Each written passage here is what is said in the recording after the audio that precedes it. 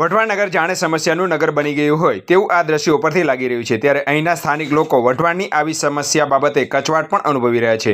મુખ્ય માર્ગો ઉપર ખોદકામ કર્યા બાદ વ્યવસ્થિત બુરાણ ન થતાં સ્થાનિક લોકોની મુશ્કેલીમાં વધારો થયો છે।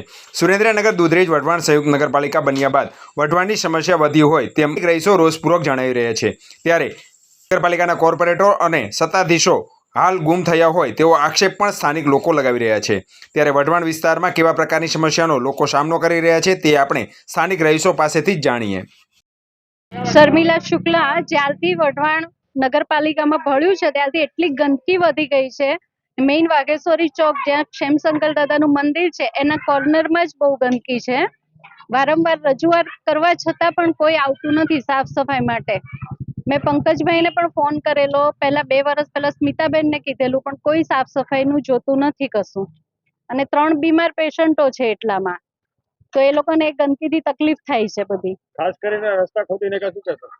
એ તો બહુ જ વારંવાર ખોદે છે ને બધું ગંદકી વચમાં જ પડી છે, બ્લોક્સ વચમાં પડ્યા છે, રસ્તા સરખા થતા નથી, કશું નથી। તમારું કોઈ ચૂંટાયેલા આગેવાન ના, કોઈ જ નથી સાંભળતું।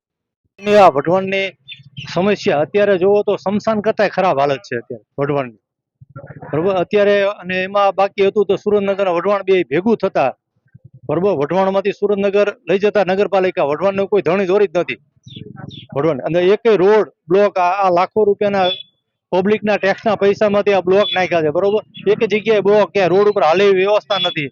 કોઈ પણ જગ્યાએ વાહન હાલે તો ક્યારે ક્યાં કોઈ ખૂચી જાય કે ક્યાં પડી જાય ખબર પડતી નથી, બરોબર। આનું કોણ, આનો જવાબદાર કોણ છે? આ પૈસા, ટેક્સના પૈસા કોના ઓલેથી વપરાય છે અને કોના ઓલે જાય છે આ પૈસા? પ્રવીણભાઈ સોમપુરા છે, હું વઢવાણનો રહેવાસી છું। બારી રોડ, વાઘેશ્વરી ચોક, ખાંડીપોળથી લઈને ધોળીપોળ સુધી 18 માર્ચ 2024 ના રોજનું ખોદાણ કરેલું છે। પેવર બ્લોક ખોદેલા છે અને પાછા ઢાંકેલા નથી, અને ઢાંકેલાય નથી પણ એ પેવર બ્લોક પાછા લઈને પણ નથી ગયા।